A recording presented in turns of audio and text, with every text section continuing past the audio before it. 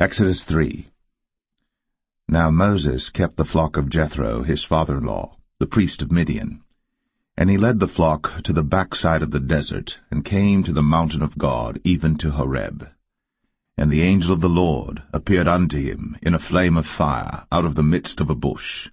And he looked, and behold, the bush burned with fire, and the bush was not consumed.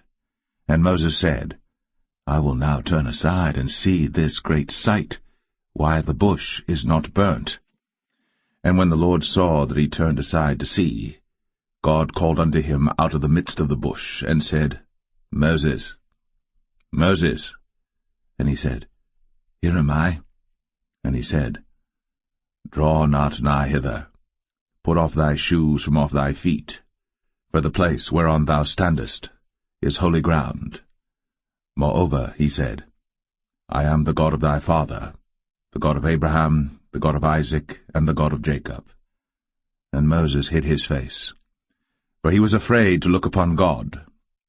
And the Lord said, I have surely seen the affliction of my people which are in Egypt, and have heard their cry by reason of their taskmasters.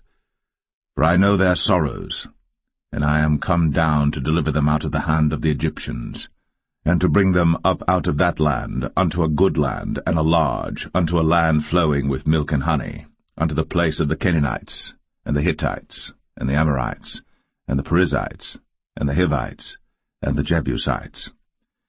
Now therefore, behold, the cry of the children of Israel is come unto me, and I have also seen the oppression wherewith the Egyptians oppress them. Come now therefore, and I will send thee unto Pharaoh, that thou mayest bring forth my people, the children of Israel, out of Egypt. And Moses said unto God, Who am I, that I should go unto Pharaoh, and that I should bring forth the children of Israel out of Egypt? And he said, Certainly I will be with thee, and this shall be a token unto thee, that I have sent thee. When thou hast brought forth the people out of Egypt, ye shall serve God upon this mountain.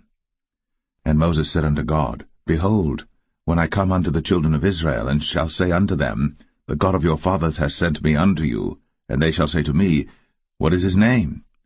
What shall I say unto them? And God said unto Moses, I am that I am. And he said, Thus shalt thou say unto the children of Israel, I am hath sent me unto you.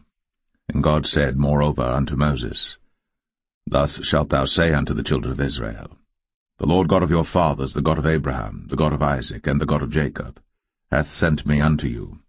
This is my name for ever, and this is my memorial unto all generations.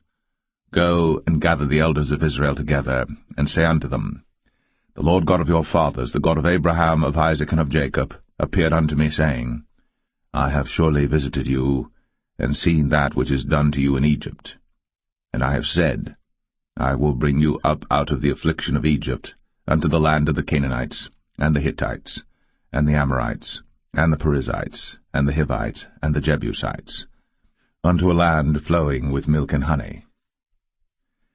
And they shall hearken to thy voice, and thou shalt come, thou and the elders of Israel, unto the king of Egypt, and ye shall say unto him, The Lord God of the Hebrews hath met with us.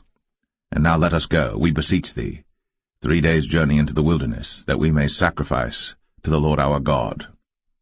And I am sure that the king of Egypt will not let you go, no, not by a mighty hand. And I will stretch out my hand, and smite Egypt with all my wonders which I will do in the midst thereof, and after that he will let you go. And I will give this people favor in the sight of the Egyptians, and it shall come to pass that, when ye go, ye shall not go empty. But every woman shall borrow of her neighbor, and of her that sojourneth in her house, jewels of silver, and jewels of gold, and raiment, and ye shall put them upon your sons, and upon your daughters, and ye shall spoil the Egyptians.